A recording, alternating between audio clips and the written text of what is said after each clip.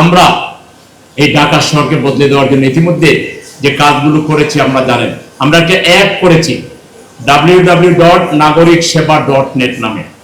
এই অ্যাপে ঢুকে আপনি যদি বলেন যে আমি একজন ডাক্তারের অ্যাপয়েন্টমেন্ট চাই, ধরেন ডক্টর দিন মোহাম্মদ, ওনারে পাইতে 4 মাস আগে থেকে সময় নিতে হয়।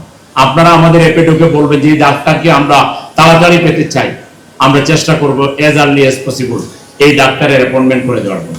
আপনি একটা হসপিটালে গিয়ে বিলের জন্য আপনি না বিল দিতে পারতেছেন না ছুটে আসতে পারতেছেন, আপনি হসপিটাল কর্তৃপক্ষের সাথে চান আমরা একটু কথা বলে দেই, আমাদের অ্যাপে জানাইলে আমরা যে করবো ইনশাআল্লাহ।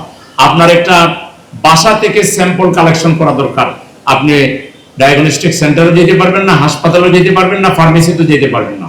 বয়স্ক রোগী তিনি বাসা থেকেই তার টেস্টের জন্য স্যাম্পল দিতে চান, আমাদের অ্যাপে জানাইলে আমরা বাসায় ডাক্তার পাঠাই দেব, টেকনোলজিস্ট আমরা পাঠাই দেব। আপনার অ্যাম্বুলেন্স দরকার, আপনার ফিজিওথেরাপিস্ট দরকার, আপনার ব্লাড দরকার রোগীর জন্য, এক ব্যাগ ব্লাডের জন্য রোগীর আত্মীয় স্বজনরা যে কি পরিমাণ পেরেশানি করে, শেষ পর্যন্ত নষ্ট ব্লাড, দূষিত ব্লাড, যেটা ক্রস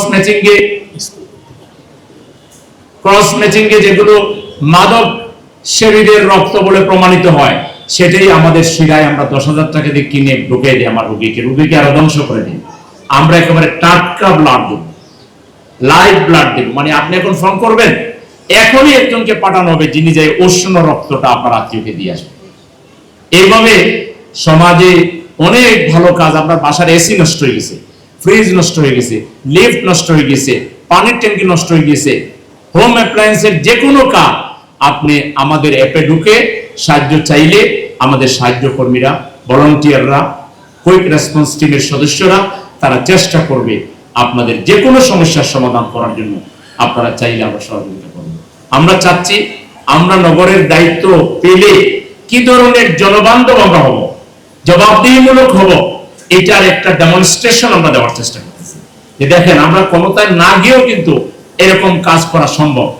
এই জন্য আমরা আগামী 25 তারিখ থেকে 31 তারিখ পর্যন্ত ঢাকা শহরকে টোটালি ফুট ওভারব্রিজ, ফুটপাথ, তারপরে ড্রেন, তারপরে আপনার যত খাল, সব কিছুকে, রাস্তাঘাট, বাড়ির সামনে থেকে শুরু করে পিছন থেকে শুরু করে আমরা সমস্ত ঢাকা শহরে যারা আছি আমরা স্বেচ্ছাসেবক, আমরা লক্ষাধিক লোক 25 থেকে 31 তারিখ পর্যন্ত আমার পক্ষ থেকে পরিষ্কার পরিচ্ছন্নতা, ডেঙ্গু মশার অস্তিত্বকে বিনাশ করার জন্য আমরা সর্বশক্তি প্রয়োগ করব। আমরা এখানে পেশাদার লোক নিব, আমরা এখানে সামাজিক সংগঠনগুলোকে, স্কুল কলেজ মাদ্রাসাকে আমরা আহ্বান জানাবো যে আপনাদের ছাত্র দিয়ে আমাদেরকে হেল্প করবেন, আপনাদের স্কুলের আঙ্গানা পরিষ্কার করবেন। এই সময় এক যুগে ঢাকা শহরকে আমরা একটা মানবিক এবং বসবাস উপযোগী শহর হিসেবে গড়ে তোলার জন্য আমার শহর আমি পরিষ্কার রাখবো। পাঞ্জাবের জগতে একটি বিশ্বস্ত নাম শাবাব এথনিক ওয়্যার। আমরা শুধু সিটি কর্পোরেশনের উপরে বসে থাকবো না, ব্যর্থ সিটি কর্পোরেশন যাদের এইগুলো পরিষ্কার করার ক্ষমতা নাই, লোক নাই, দক্ষ জনবল নাই, আমরা তাদের দিকে চেয়ে থাকবো না, বরং তাদেরকেও আমরা আহ্বান জানাবো তাদের পরিচ্ছন্নতা কর্মী দিয়ে, তাদের লোকবল দিয়ে আমাদেরকে যেন তারা সহযোগিতা করবে। এভাবে এর আগে আপনারা দেখেছেন আমরা বাইসাইকেল র্যালি করেছি, আমরা বৃক্ষরোপণ করেছি, আমরা মাদকের বিরুদ্ধে ক্যাম্পেইন করেছি।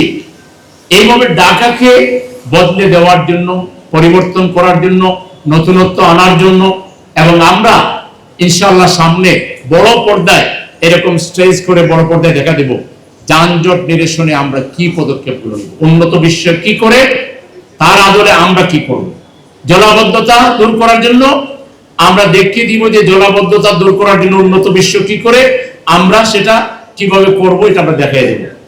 ময়লা আবর্জনা আজকে যেভাবে ছড়িয়ে দেওয়া হচ্ছে গোটা শহরে, দুর্গন্ধময় একটা শহরে, অপরিষ্কার একটা শহরে পরিণত হয়েছে, আমরা দেখাবো বর্জ্য ব্যবস্থাপনা, এই যে যেগুলো পচনশীল বর্জ্য সেখান থেকে সার হয়, সেখান থেকে অন্যান্য বিদ্যুৎ উৎপাদন হয়, আবার যেগুলো একটু প্লাস্টিক এখান থেকে আপনি বক্স বানাইতে পারবেন, কলম বানাইতে পারবেন। এই ধরনের একটা কর্মসূচি আগামী দিন আমরা থ্রো করব।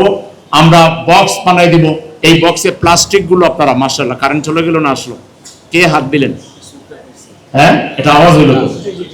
আচ্ছা দেখেন আবার ফেসিবাদের কোনো লোকজন এখানে না দেবেন। তো সেজন্য আমরা সামনে দেখিয়ে দিব যে এই বর্জ্যকে কিভাবে রিসাইক্লিং এর মাধ্যমে এটাকে কিভাবে সম্পদে পরিণত করা যায়, প্রযুক্তি ব্যবহার করে আমরা এগুলো সামনে করবো ইনশাআল্লাহ। আমরা কথা বলার রাজনীতিতে, বক্তৃতায় শুধু বিশ্বাস করি না, আমরা কথাকে কাজে পরিণত করা যায় কিভাবে সেটা দেখানোর এই সিটিতে আমরা চেষ্টা করব। জনগণের সামনে আমরা যাব। জনগণ যদি মনে করে যে আমাদের মতো এই ধরনের গায়ে গতরে খেটে যারা কাজ করবে, 12টা পর্যন্ত ঘুমাবে না, বরং ফজরের নামাজ জামাতে পড়েই নগরবাসীকে দেখবে, আবার রাত জেগে জেগে নগরবাসীর দুর্ভোগ কমানোর জন্য পরিকল্পনা করবে, পরের দিন সবাইকে কাজে নামাবে, এরকম জবাবদিহিমূলক দায়িত্বশীল নগর প্রশাসন, গতিশীল নগর প্রশাসন, ট্রান্সপারেন্ট নগর প্রশাসন, সুদক্ষ নগর প্রশাসন গড়ে তোলার জন্য আমরা কিছু কাজ অলরেডি করেছি, আর সামনে আমরা আরো কিছু আমাদের পক্ষ থেকে ডেমনস্ট্রেশন দিব। এর মধ্য দিয়ে নগরবাসীর মধ্যে যে পরিবর্তনের যে আকাঙ্ক্ষা, তাদের যে আস্থা আছে আমাদের প্রতি, গত জাতীয় নির্বাচনে তারা আমাদেরকে ব্যাপক ভিত্তিক সাপোর্ট দিয়ে দেখিয়ে দিয়েছে যে তারা পরিবর্তন চায়, তারা আমাদেরকে ভালোবাসে। এটা বাস্তব আরো প্রমাণ। অনেকে বলেন জাতীয় নির্বাচনে তো আমরা দিয়েছিলাম আপনারা ক্ষমতায় যাওয়ার জন্য, কিন্তু যাইতে তো পারেন নাই। হ্যাঁ, আমরা যাইতে পারি নাই, বৃহত্তর স্বার্থে আমরা সেই নির্বাচনকে মেনে নিয়েছিলাম।